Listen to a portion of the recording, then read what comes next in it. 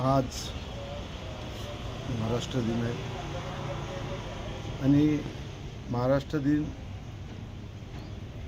एक त्याच्यामध्ये त्या महाराष्ट्रामध्ये आदरणीय पवार साहेबांनी महिलाला 33% आरक्षण आदरणीय पवार साहेबांनी दिले।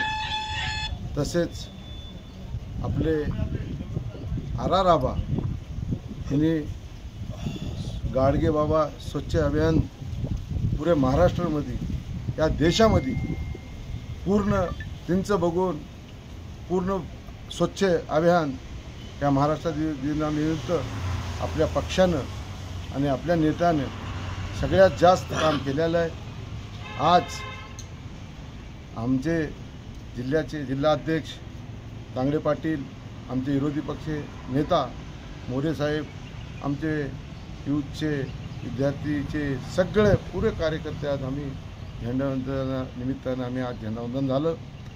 आम्ही तसं तांगडे पाटील साहेबांनी आणि जिल्हा आणि शहराचं आम्ही काम येणाऱ्या काळामध्ये पक्ष वाढवण्याचं काम सगळे मिळून करू याची ग्वाही देतो।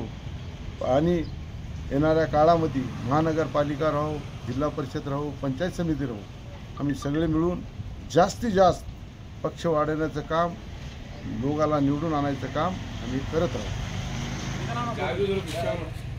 आज 1 मे महाराष्ट्र दिन, अर्थातच आपण कामगार दिन म्हणून आजचा दिवस आपण या ठिकाणी साजरा करत असतो।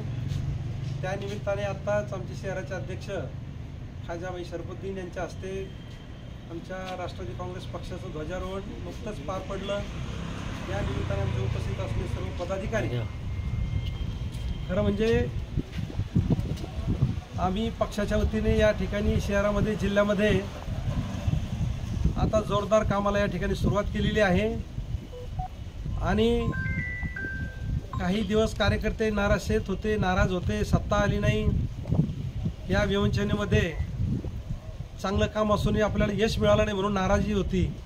परंतु आता ते सगळे मर्ग झटकून या ठिकाणी पक्षाचे सर्व पदाधिकारी कार्यकर्ते जोरदार कामाला लागलेले आहेत। आणि आज त्याचं औचित्य साधून खरं म्हणजे आज कामगार दिन, महाराष्ट्र दिन ही आपण पाहिलं की आपलं महाराष्ट्र राज्य देशात